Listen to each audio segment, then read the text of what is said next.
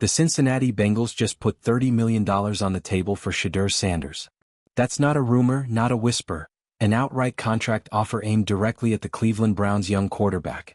And in that single move, the entire balance of power in Ohio football tilted.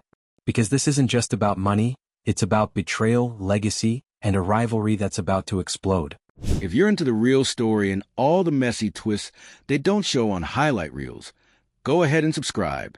And if you're sticking around to see how this Browns QB chaos plays out, you should definitely be subscribed. The Bengals are desperate. Joe Burrow, their golden boy, their franchise savior, is sidelined with a nagging toe injury that could keep him out for months. Cincinnati fans know what that means. No Burrow, no shot at the playoffs. You don't lose a quarterback of his caliber and keep your Super Bowl dreams alive. And the Bengals front office? They're not about to waste a year of talent, money, and momentum waiting for him to heal. So they went hunting. And who do they find? Not a veteran cast-off, not a safe mid-season signing. No, they went after the Browns' crown jewel. Deion Sanders. Why Shadur? Because he's not just a rookie quarterback. He's a cultural force. He's got the swagger, the skills, and a last name that still echoes through NFL history. His jersey sells out in minutes, his highlights dominate social media, and every word out of his mouth is front-page news. The Bengals aren't just buying a quarterback. They're buying relevance, star power, and a shot at making fans forget Burrow is even gone. And $30 million says they're dead serious. But here's the twist. This isn't just any target. This is Deion Sanders on the Browns. The team that has suffered through decades of quarterback purgatory. The team that finally found hope in this kid, finally built a narrative around him as their future. Cleveland hasn't had a true franchise quarterback in years, and now their biggest rival is knocking on the door with a suitcase full of cash, trying to steal him away. You can imagine what that does to Kevin Stefanski. The Browns head coach isn't just mad, he's unraveling. Because how do you fight that? How do you keep your locker room calm when your young star quarterback is suddenly being courted like the prom king? Every camera is on Shedeur. Every microphone is waiting for his next hint, his next cryptic post, his next comment about business decisions. And Shedeur? He's loving it. He's not denying it, not shutting it down. He's playing the game, letting the drama swirl, letting the Bengals and Browns both sweat it out. That's power. That's leverage. That's a young quarterback who knows the NFL isn't just about touchdowns, it's about control.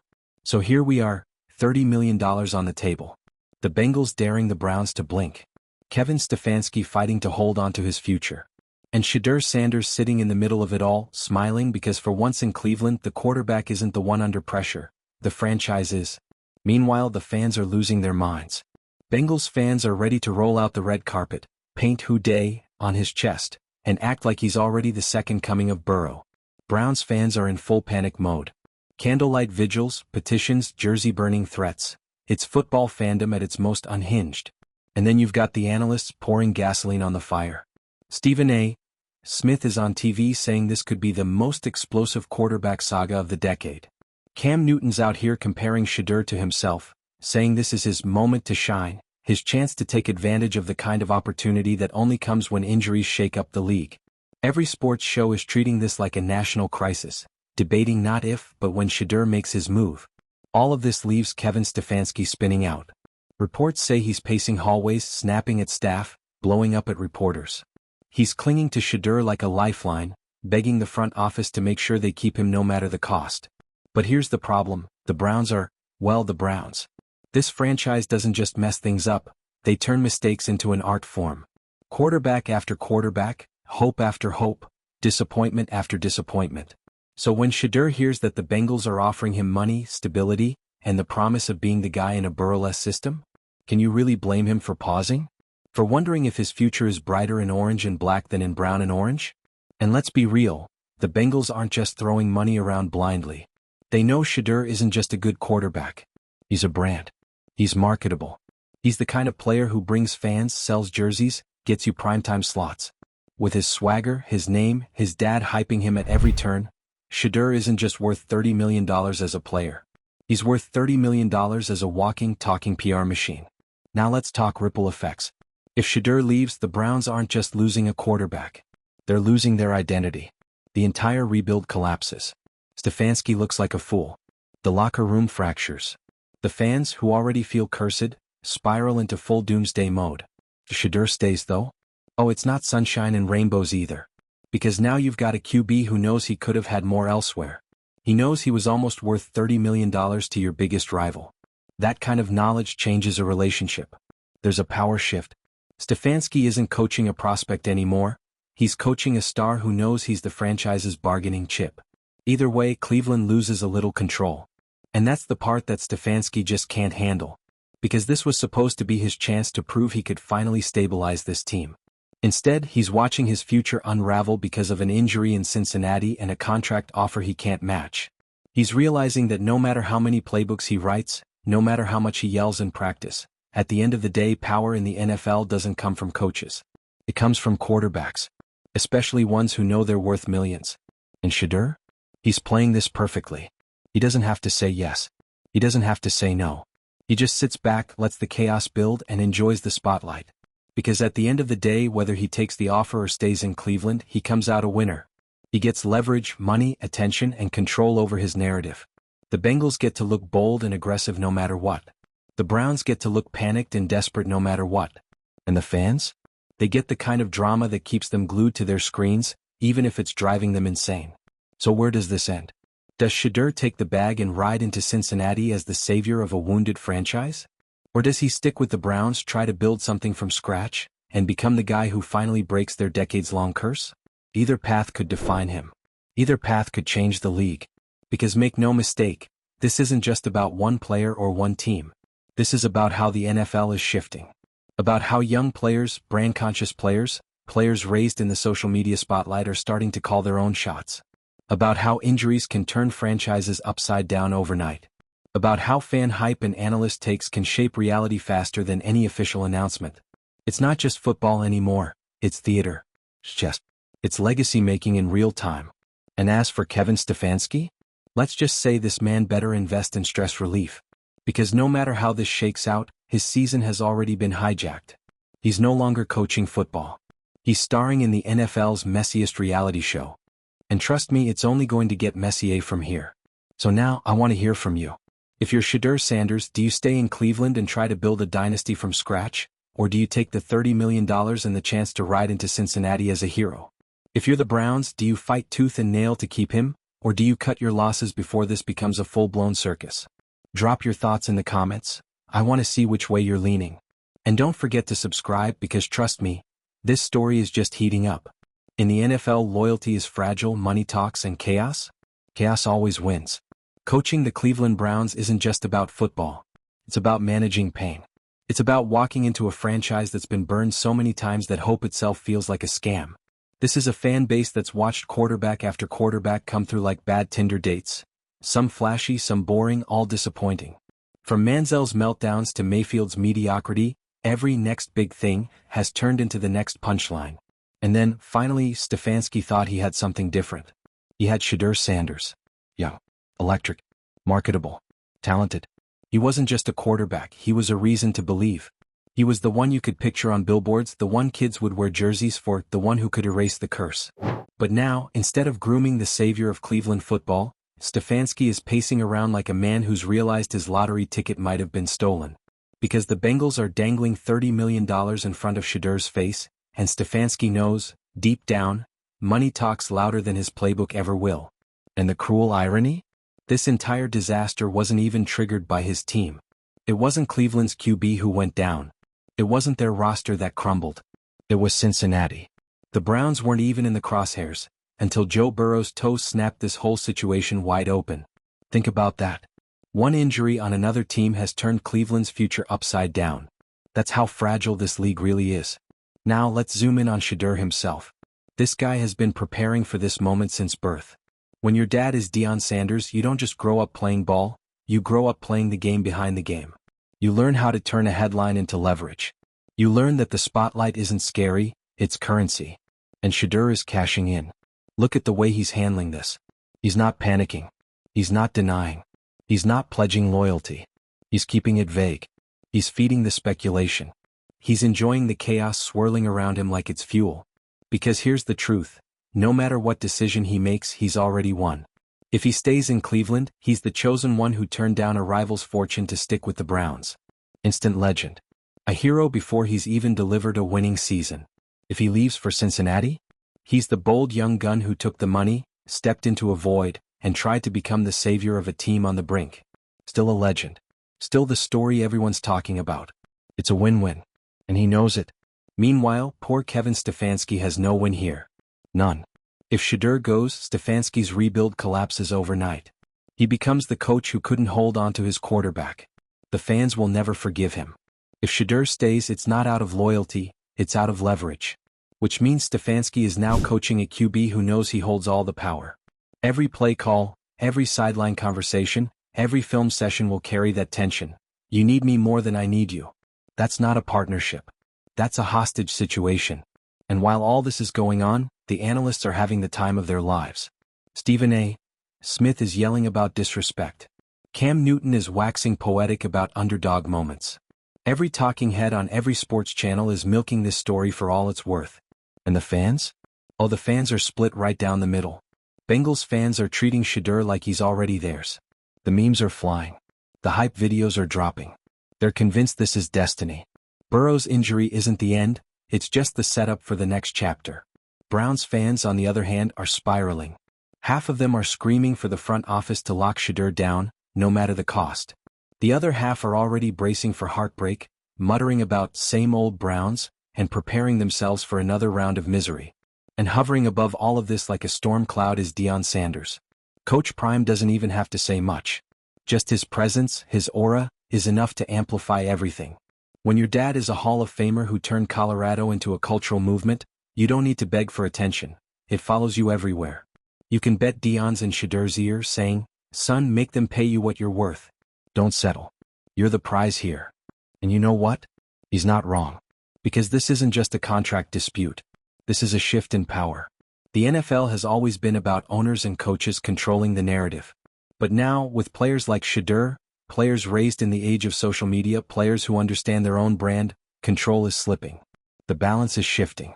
And that's why this saga feels bigger than just Cleveland versus Cincinnati. It feels like a glimpse into the future of the league. We're watching the rise of a new kind of player. Not just an athlete. Not just a quarterback. But a franchise unto himself. And Kevin Stefanski? He's not built for that world. He's an X's and O's guy, an old-school coach trying to impose structure on chaos. But this isn't about structure anymore. It's about storytelling. It's about leverage. It's about spectacle. That's why he's unraveling. Because he's realizing this isn't a fight he can win with strategy or discipline. This is a fight happening in boardrooms and Instagram stories and ESPN soundbites. It's a fight where the coach is just a bystander. So what happens next? If I had to bet, I'd say this drags out. Shadur will keep dangling the possibility, letting the tension build, driving up his value with every passing day. The Bengals will keep pushing. The Browns will keep resisting. And Stefanski will keep melting down in public, looking more and more like a man watching his house burn while holding a garden hose. Eventually, a decision will come. Maybe Shadur stays. Maybe he goes. But either way, the damage is done. Because the Browns have been exposed. They're not in control. Their future hangs on the whims of a 21-year-old quarterback who's smart enough to know it. And for the rest of us? We get front-row seats to the chaos. This isn't just sports. This is theater. It's drama. It's politics. It's money, pride, and legacy colliding in real time. And whatever Shadur decides, one thing's for sure. The NFL will never be the same after this. We've already covered the broad strokes.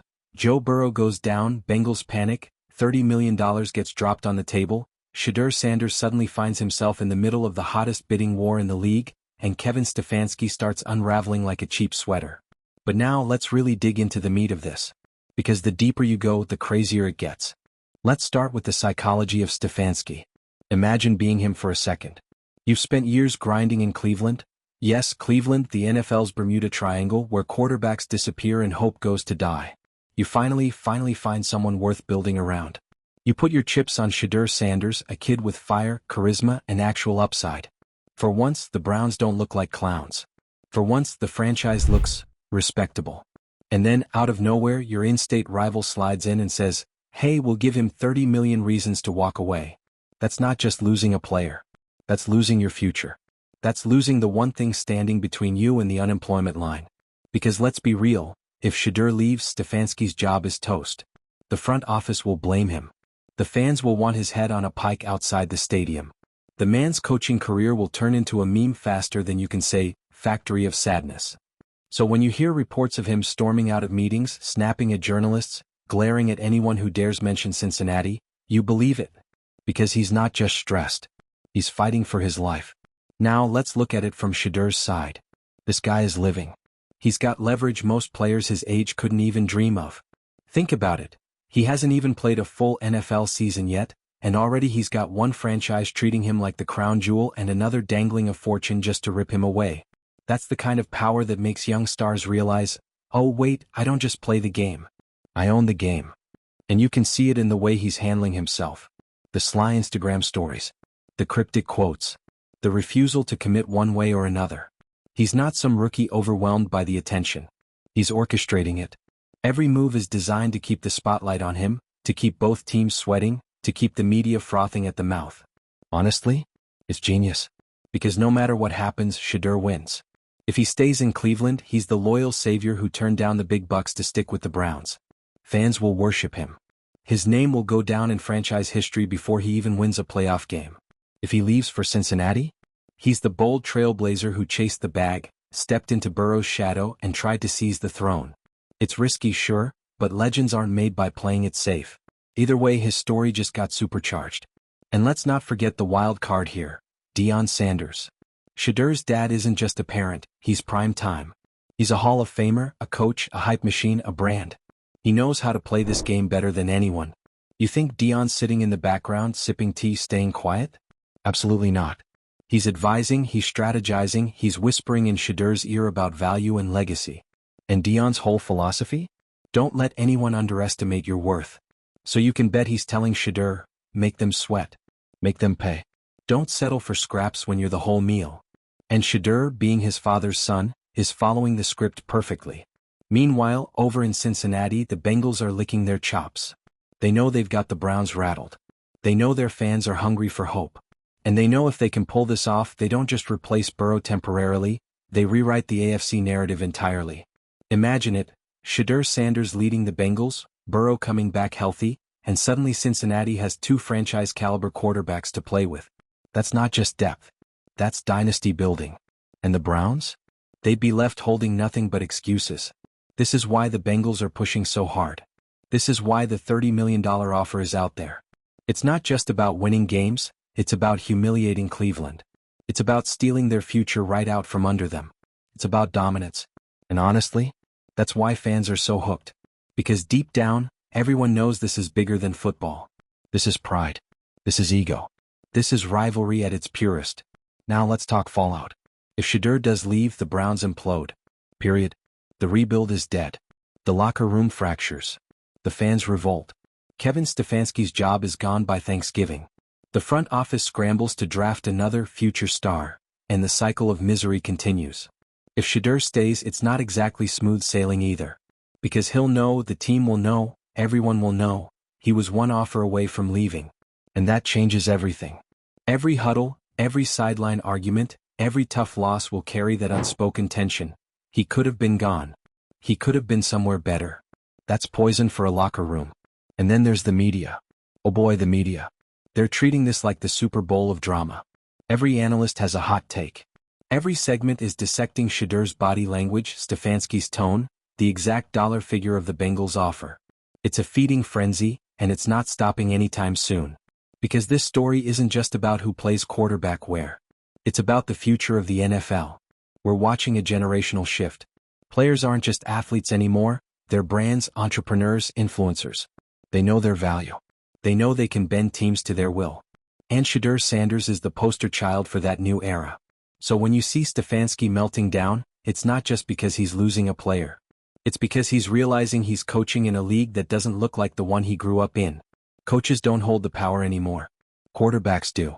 And honestly, that might be the real story here. Not whether Shedeur stays or goes, but what it means for the league as a whole. What it means when 21-year-olds with famous last names and massive followings start dictating terms to billion-dollar franchises. What it means when loyalty is just a PR move, and every decision is about leverage. The Browns might survive this saga. Or they might collapse under it. But either way, the NFL won't come out the same. Because this is the new normal. This is what the future looks like. And Shedeur Sanders? He's the first of many. Now the only question left is, how does the story end? Does Stefanski pull off a miracle, hold on to his quarterback and keep the Browns alive? Does Cincinnati land the biggest coup of the decade and flip the balance of power in the AFC? Or does Shedeur shock everyone with a move none of us saw coming? Whatever happens, one thing is guaranteed. This is just the beginning. What you've got is something way more dangerous brewing in Cleveland's locker room. Doubt. You think Shedeur's teammates aren't watching this play out? You think the wide receivers and linemen and defensive captains haven't seen those reports, those tweets, those suspiciously polished Bengals highlight edits with Shedeur's face photoshopped in? They're watching. And they're wondering, is our QB still locked in? Is he with us or is he already gone in his head? Because once that seed of uncertainty gets planted, it doesn't just go away. It grows. Quietly. It seeps into team meetings, post-game handshakes, sideline huddles. Suddenly, every missed throw has an asterisk. Every stare down with Stefanski feels heavier. Every win feels a little less solid. Every loss? Twice as loud. And Shedeur? Whether he stays or goes, he can't escape that tension. Not anymore. Because now, every move is loaded. Every interaction becomes a litmus test. Is he fighting for the Browns, or just going through the motions while his agent negotiates behind the scenes? That's the thing about NFL locker rooms, they run on belief. Belief in the play, belief in the guy next to you. And when that belief starts to crack, forget strategy. Forget coaching. The whole thing crumbles.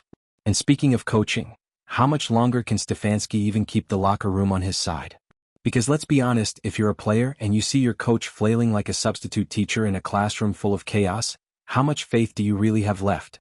Stefanski's losing his grip on the most important part of his job, not the game plan but the narrative. And once you lose the narrative, you're already finished. So yeah, this isn't just a quarterback story anymore. This is a story about identity, about control, about what happens when a franchise puts all its hope into one player, and that player realizes he has options. It's uncomfortable. It's dramatic. It's messy. And that's exactly why we can't stop watching. So here's your final question, and think hard before you answer. Is Deion Sanders a future franchise legend? Or the spark that burns the Browns down, again?